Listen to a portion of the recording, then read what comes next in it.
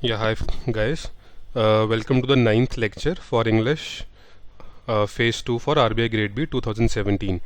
So in the previous lecture, we had finished with the precis part, and what all we had discussed. We had discussed number one, that what is a precis, right? Then how is precis writing different from paraphrasing, right? So precis writing or summary writing is one and the same thing, and we had discussed in detail that how is it different from paraphrasing. Fine.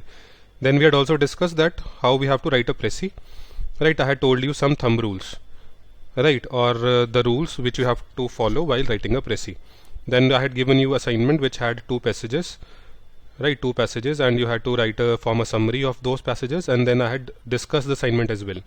Right, while discussing the assignment, I had talked about what constitutes a good precis and what constitutes a bad precis by giving examples of both. Fine, so this we have discussed. Now in this lecture, we'll be starting with the next important part, that is reading comprehension, RC. Right, so if you remember, I had told you that in 2016 examination, phase 2 examination, three things were asked in the English paper. One was the essay, the second was the precis, and the third was the reading comprehension. This was not the case if we talk about the 2015 paper, in which two things were asked. One was essay, second was precis. RC was not asked. Right, so nevertheless we have to prepare for this topic, reading comprehension. It can be asked in 2017 examination as well. Right, so in this lecture we'll be talking about what is a reading comprehension. Right, so I'll also be telling you the length of the reading comprehension which has been asked by RBI in the previous year papers. Right, so because the time that will be taken, or the time that will be consumed, is directly proportional to the length of the reading comprehension. If the reading comprehension is longer, it will obviously consume a lot of time, longer time as compared to a short comprehension. Fine. So we'll see that what has been the length of the comprehension in the previous year papers. Then I'll be talking about that what are the types of questions that are asked in the examination based on reading comprehension. So there are basically two types of questions that are asked. One is the direct questions, second is the implied questions. Right, so we'll take examples of both direct questions as well as implied questions. Then the fourth question that we'll answer is that how you have to approach these questions. Fine, whether they are direct questions or implied questions, how you have to answer those questions, or how you have to basically answer all the questions based on the reading comprehension. So again, there are some thumb rules, there are some steps that you need to follow while answering these questions. Then in the last slide, or in the last part, we'll be talking about the linkage between reading comprehension and a precis. Right, so this is a very important and interesting linkage. So the rules that we have already learnt of writing a good precis are also applicable while answering questions of a reading comprehension. Right, so we'll see how. So let's start. So the first important question is that what is a reading comprehension? Right, so a reading comprehension is the ability to read and understand. These are very two important words. Fine, very important two words. You have to read the comprehension, you have to understand the comprehension. Right, and generally these comprehensions are based on unfamiliar materials. So you are not familiar with the passage, or you are not familiar with the topic or the subject of the passage. Right, but you have to read and understand that passage and answer the questions about them. Fine. So we had in the first lecture seen that English is a test of your understanding of the topic. Fine. So again, through the topic of reading comprehension, the examiner is basically trying to understand or trying to assess that whether you are able to understand the passage or not.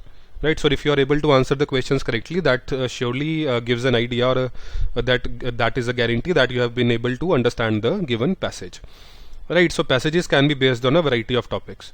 So if you look at the previous year papers of RBI also, the passages have been generally based on a variety of topics. Generally, newspaper articles have also been picked up. Right, so this can also be the case, that a direct newspaper article has been picked up. Generally these topics range from current affairs, banking, economy, right, science and technology.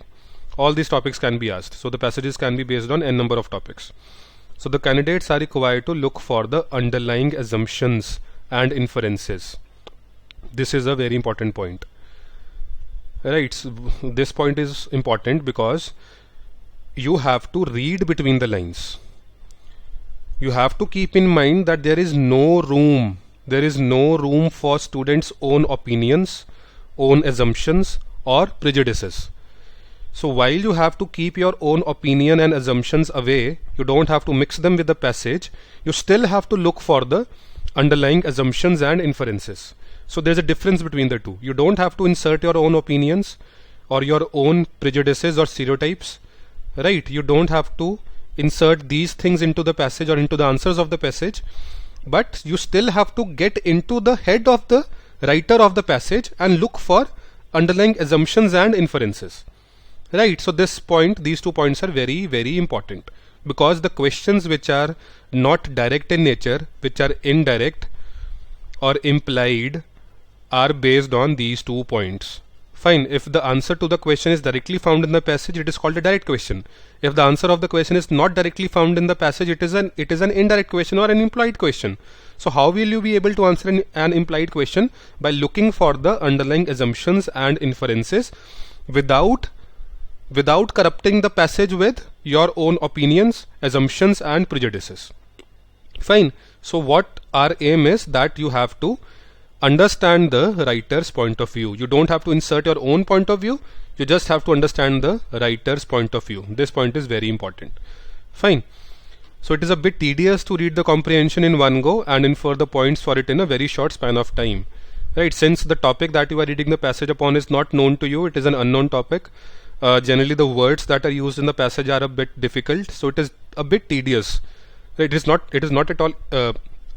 at all impossible. It is possible. It is very much possible. It is just a bit tedious to read the comprehension in one go and infer the points from it in a very short span of time. So you may have to read the passage a couple of times, maybe 3 times. Then you are able to extract the important points and answer the questions. Fine. So now let's look at the length of the reading comprehension that has been asked by RBI in the previous years. So if you look at the 2010 year paper, the length of the RC was 900 to 1000 words. Also remember that the examination went online in 2015. So before that it used to be pen and paper and the examination used to be of 3 hours. Once it went online, the time reduced to just 1.5 hours or 90 minutes. Right, so the length of the passage used to be on the higher side, on the longer side, if we talk about the pre-online examinations. Fine. So in 2010 it was around 900 words, 1000 words. In 2011 it was around 650 words. But when the examination went online in 2015, in the first examination which was held after the examination went online, no comprehension was asked. It was only essay and precis, 50 marks each. Fine. Last year in 2016, right, we don't have the data available for the actual examination. This data is based on the information handbook or the sample paper that was released by RBI prior to the examination. Right, so in the information handbook there is a precis, there is a comprehension as a sample. Right, so in that the length of the comprehension is just 350 to 400 words. Obviously the length has reduced because the time has also reduced. Fine. So corresponding to the time, the length has also come down. Fine. And another point that has to be noted is that the passage for RC and precis used to be the same till 2014. So the same passage had to be converted into a precis, and based on the same passage the questions had to be answered. But when we talk about 2016, there was a different passage for RC and a different passage for precis. Now this assumes significance because of the time. If there is a similar or the same passage for RC as well as precis, obviously it will consume less amount of time because you will be reading the same passage. But if there is passage 1, precis 2, passage 2, for the passage 1 you have to convert it into a precis, and for passage 2 you have to write some answers to the given questions. It will obviously take more time. Fine. So you can expect that in 2017 as well there will be a different passage for precis as well as reading comprehension. Let's move on. See, as I was telling you earlier, that there are 2 types of questions that are asked based on the given passage. The first type is the direct questions. Now direct questions are such questions the answers to which can be found directly or easily in the passage itself. Right, so I'll be exemplifying this in the further slides. Right now you have to understand that in the direct questions the answer to the question can be easily found, directly found in the given passage. You don't have to infer, you don't have to assume, you don't have to get into the writer's head. Right, so you don't have to do all these things. So since you don't have to do all these things, so it is very easy to answer these questions. It is very easy to answer such questions. Fine. You do not have to infer or extrapolate the information given in the passage to answer these questions. Hence it is easier to answer. Such questions are very easy. The second type of question that are asked based on the given passage are called implied questions or indirect questions. Indirect questions. Fine. In such questions, you have to get into the head of the writer. You may have to extrapolate the information and you have to infer. So since you have to do all these things, they are tricky as compared to the direct questions, and the answer is not directly found in the passage, in the given passage. So in order to write the answer to this to these questions, you have to infer, you have to extrapolate, or you have to get into the writer's head. Fine. So they are a bit tricky. So a combination of these questions is generally asked. So if there are around 3 to 4 questions, 1 to 2 questions will be direct, 1 to 2 questions will be indirect. Fine. Let's move on. Let's take an example. In order to understand direct questions and implied or indirect questions, let us understand through an example. Now what you have to do is you have to pause the video and you have to read this passage that has been given. Fine. Kindly read it. Pause the video and read it. Welcome back. See, since you have read the passage, let us look at the question. What are the major objectives of the BRICS Bank? Now this is an example of a direct question. Now I am calling this question as a direct question. Why? Because the thing that I have, or the paragraph that I have marked in red, kindly read this. This is the direct answer to the direct question, that the NDB and the CRA contingency reserve arrangement will not only benefit the BRICS countries but also provide, number one, see what are the functions or objectives, to provide finance to infrastructure projects in the emerging markets and other developing countries, and number two, to assist them to better withstand risks from international financial turbulence.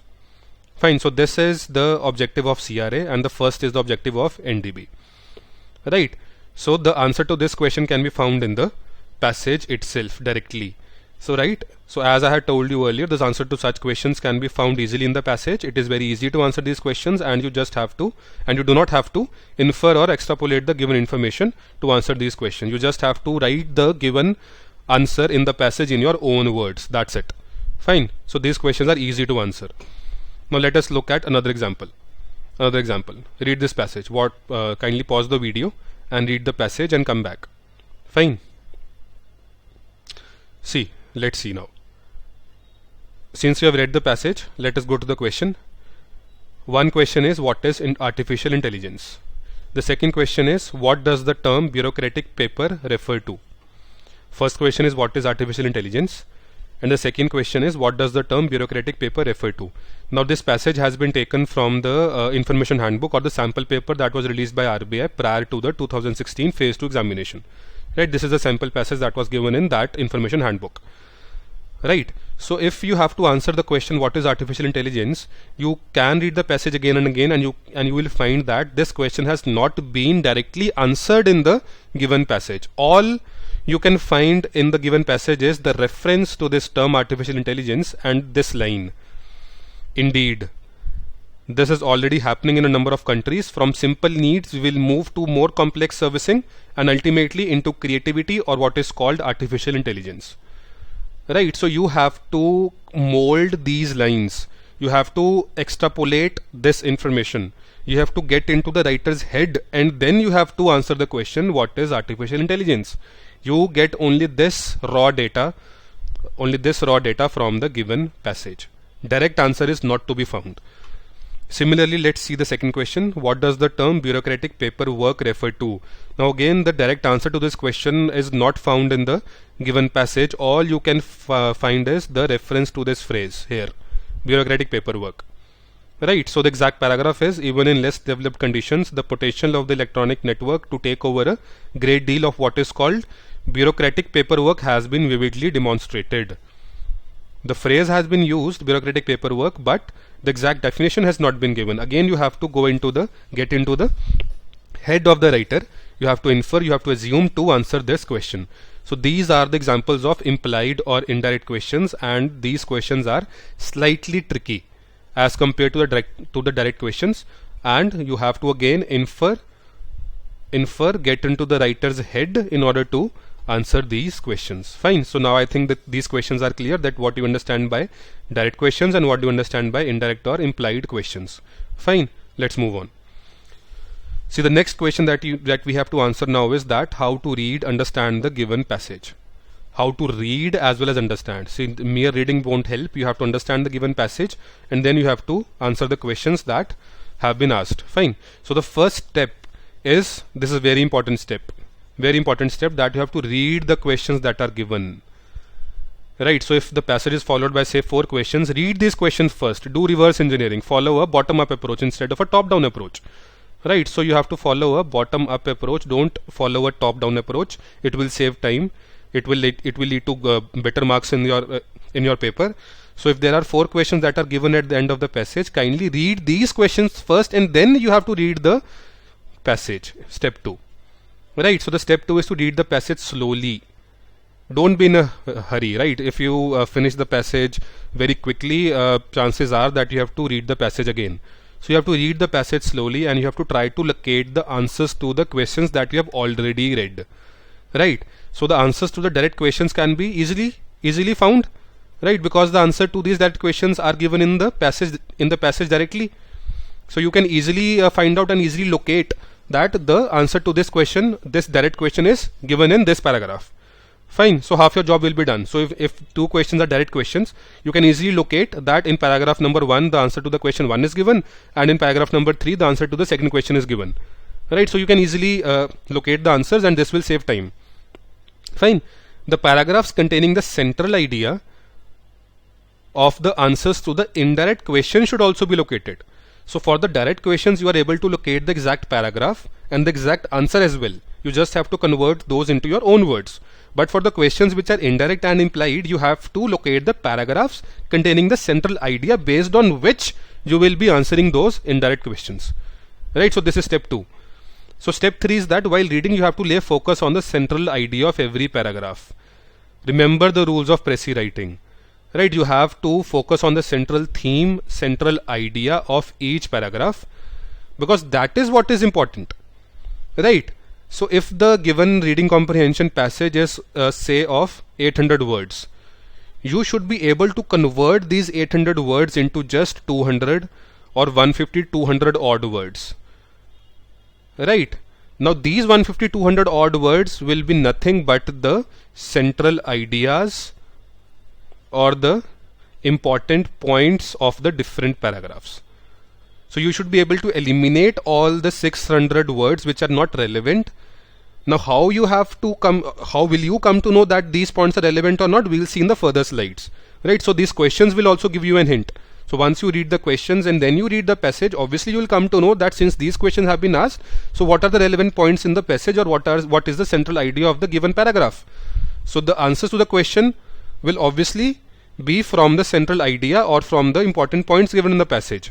Right, so you have to be able to eliminate the non-relevant points, the irrelevant points, and convert this reading comprehension passage into just around 1/4 of the length. You don't have to write the passage again into 1/4 of the length. You just have to locate the important points. Now those important points will be just 1/4 of the length of the given passage.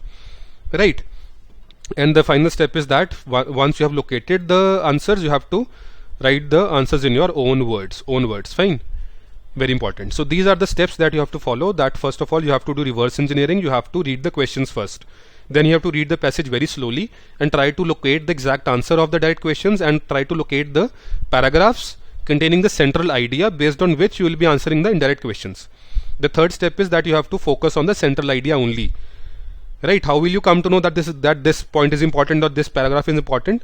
You will come to know through the questions. Plus you have to apply the rules of precis. Right, in the precis also you have to just extract the important points in the central idea from every paragraph. Then you have to write the answers to the questions in your own words, which is the step 4. Fine, let's move on. See, there are some common problems that students encounter while answering the questions to the reading comprehension passage. Right, the most common problem is that you are not able to understand the passage, Now the reasons can be that the words are very difficult. I don't have a good vocabulary. The passage is very lengthy. I am not able to connect the various paragraphs. Once I start with the first paragraph, since the words are very, very difficult, I am not able to understand the first paragraph. Then I move to the second paragraph and the third paragraph. I lose track of the first paragraph also. So I am not able to understand the complete passage. This is a very common problem. Solution: Who is expecting you to understand the complete passage? Right? No one is expecting you to understand the complete passage. I have told you in the previous slide itself that out of 800 words, you just have to extract 150 to 200 odd words. Right? So you have to leave 75% of the passage. You just have to focus on the 25% of the passage which contains the central idea, important themes, and the important points. No one is expecting you to understand the complete passage. If the passage is full of difficult words, you can leave those words. You just have to extract the important points and the central theme of every paragraph. Fine. Second problem. RC consumes a lot of time. I have to read the passage 4 to 5 times. Then I go through the questions and again I'm lost. I have to read the whole thing again. The solution, simple solution to this is that you have to practice reverse engineering, as I've told you in the previous slide. You have to read the questions first and then you have to read the passage. And secondly, you also have to work on improving your vocabulary. This is very important. See, now vocabulary cannot be improved in a single day or in a couple of days or even I think 7 days, 10 days. It takes a lot of time to improve your vocabulary. So the best thing to do is that you have to read a lot. Read a lot. That you are already doing because you have to prepare for RBI, right? So you're already reading a lot. You are reading ESI, you are reading FM, you are reading maybe Yojana, you are reading the economic survey, you are reading the budget. So you're already reading a lot of things, right? So while reading these things, the thing which you might not be doing is that you are not locating the meanings of the difficult words, unknown words. So if you encounter any word while reading all these sources while you are preparing for RBI Grade B, you just have to type the word on Google and Google will give you the meaning of the word. That's all you have to do. Fine. You don't have to read novels. You don't have to read anything else. You don't have to read voluminous books to improve your vocabulary. You just have to read the sources that you are already reading. You just have to locate the meanings of the words by typing that word on Google. Fine. The time you take to read a passage is inversely proportional to your vocabulary. Right. So if your vocabulary is low, the time that you will take to read a passage will obviously be high. Fine. So the solution to this problem is that you have to practice reverse engineering. That will save time, and you have to improve your vocabulary. That will also save time. The third problem. You are not able to manage time. Fine. The solution is same as the solution to the problem number 2. That you will be able to manage time when you are able to devote less time to RC. Right. So you have to divide your time into essay, into precis and comprehension. Right. So you have to have the tricks and the thumb rules in your mind. Once you have the tricks and thumb rules in your mind, the shortcuts in your mind, obviously you will be able to solve your entire paper in less time. Once you are able to solve in less time, you will be able to manage time as well. If you devote say 1 hour on reading comprehension, how can you expect to finish the remaining 2 parts in 30 minutes? Not possible at all. Fine. So you have to divide your time effectively, and to divide your time effectively, you have to learn the tricks and the thumb rules of the different components of your paper, be it essay, be it precis, be it comprehension. Fine. So bottom up approach saves time. A good command over words will save time, as I had told you in the problem number 2 also. The next problem is that you don't know which lines are important in the given passage and which lines can be safely ignored. Now this is a very important problem. This is a real problem. Right. So the problems number 1, 2 and 3 are not so real problems. They are just virtual problems that you may be creating in your own head, and there is a very simple solution to all those problems. But this is a real problem. Right. So I have in the previous slide told you that you have to follow certain steps, you have to follow certain guidelines to extract the important lines from the given passage. You have to keep the rules of precis also in your mind. Fine. So in the precis, what we were doing is we were extracting the important points or the central ideas of every paragraph. Now in this also you have to extract the important lines from the given paragraphs. Right. So what are the guidelines to do this, to solve this problem? Let us understand with the help of an example. Right. So again pause the video. Right. Kindly read this passage. This is the same passage of the bureaucratic paperwork. Right. You have already read this in this video. Kindly read it again. Pause the video, read it again. Fine. Welcome back. See, what is relevant, important in the given passage? The first thumb rule is that you have to read the questions first, and the questions will give you an idea as to what is relevant and what is not. This is the first thumb rule or the first general guideline. You have to practice reverse engineering. You have to practice bottom-up approach. The questions will give you an idea, a very good idea as to what is relevant, because the answer to the question can be found in the passage or can be inferred from the passage, and that those lines which contain either the central idea or the exact answer are obviously important, right? Second, look for the central idea in every paragraph. It is always important. This is a very important rule for precis writing as well as for answering the questions based on reading comprehension. Look for the central idea in every paragraph. It is always important. Now let's look at the questions. Let's say that given on that based on this passage which you have already read, you have to answer these three questions. The first question is, what does the term bureaucratic paperwork refer to? The second question is, how has electronic revolution helped organizations in day-to-day activities? And the third question is, what is artificial intelligence? Right, now this passage, as I told you earlier, has been extracted from the sample paper or the information handbook of 2016, which RBI had itself given. Right, so these questions have also been given by RBI in the sample paper itself. Right, so once you read these three questions and then you read the passage, you will come to know that first of all these three questions are indirect questions or implied questions. Right, the answers to none of these three questions can be found directly in the given passage. Right, sorry. If we try to answer the first question, or if we read the first question, what does the term bureaucratic paperwork refer to? You will be inclined towards this paragraph which contains this phrase, first of all, bureaucratic paperwork. Right, now what we'll do is, let's do one thing. We'll start with the passage first line. Right, we have already read the questions.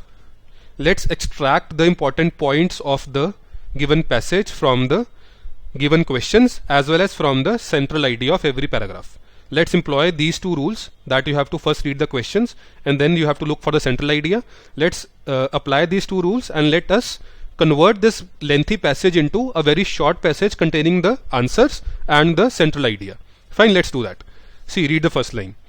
In this age, when the popular involvement in day-to-day matters is mounting, it is the electronic systems that offer us a potential service infrastructure which could, with careful programming, probably take care of a very large segment of what we describe as mechanical procedural governance without all the distortions, corruptions and harassments which constitute the daily misery of the average citizen. A very big line, right? Lengthy line.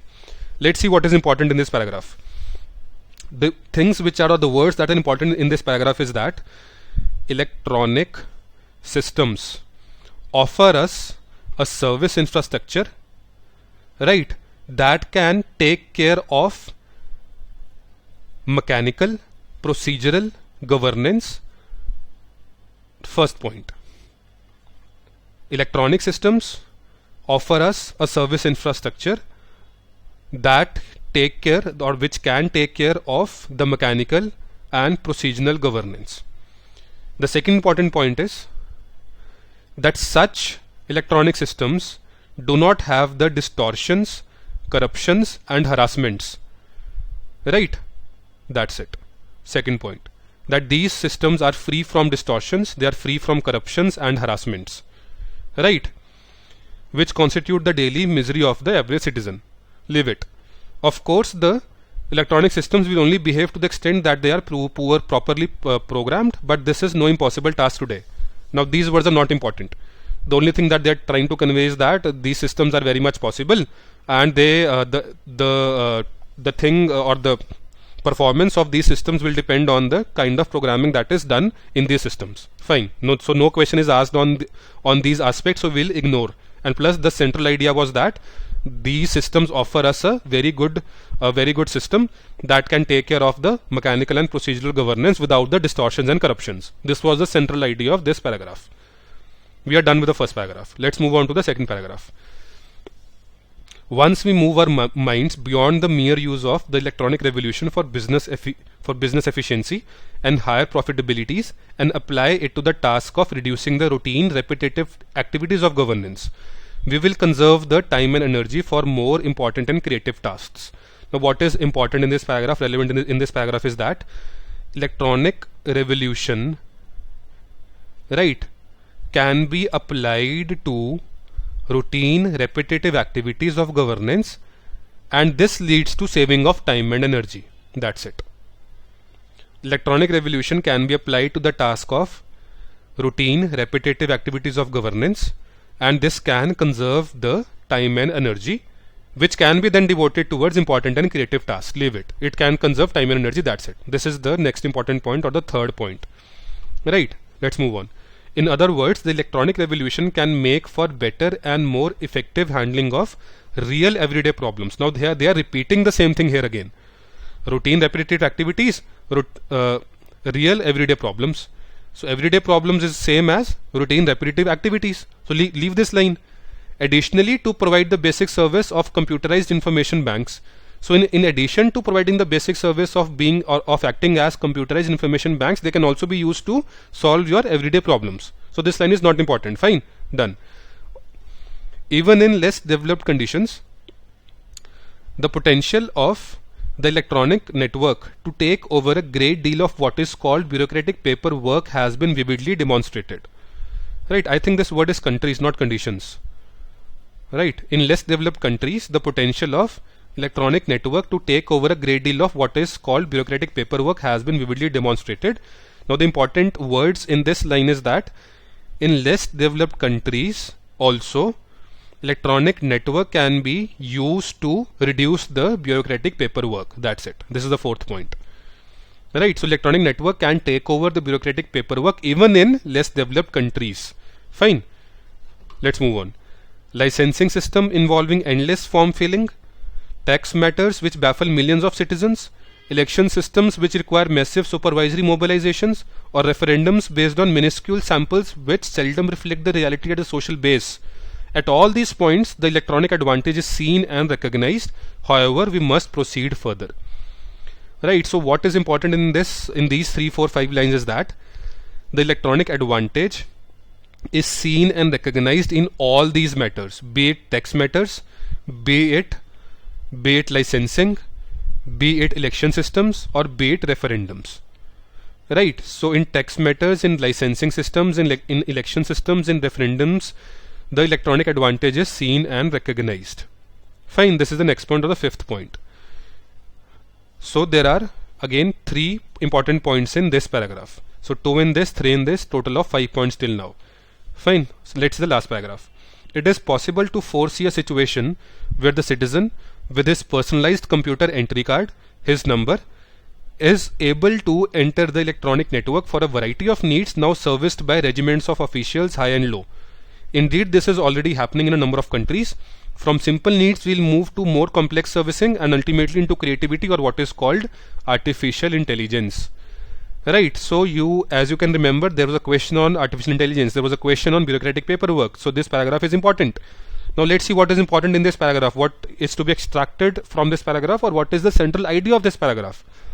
The central idea of this paragraph is that it is possible that in the future a citizen will have his own computer entry card which will act as his number, right? And he'll be able to enter the electronic network using that for a variety of needs. That's it. In the future, every citizen will have his own entry card which will be computerized, and using that computer card he'll be able to enter the network and he'll be able to use that network for a variety of needs. Fine. The last important point is that in the future we'll move from simpler needs to more complex needs and ultimately into what is called artificial intelligence. So artificial intelligence is to be achieved in the future. It is to be applied in the future, that we'll move from simpler needs to more complex needs and ultimately into a different world of artificial intelligence. So there are 2 points here.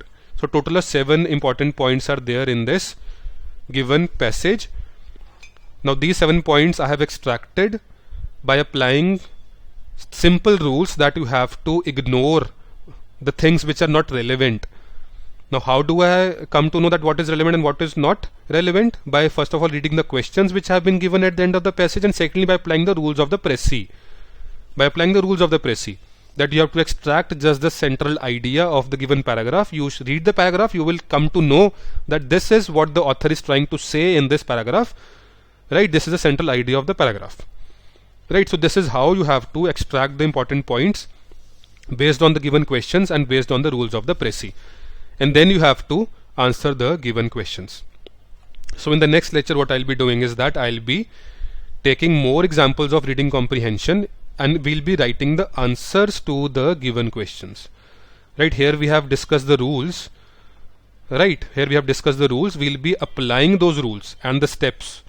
Right, we'll be applying the rules plus the steps which we have discussed in this lecture, and then we'll answer the questions based on the given comprehension.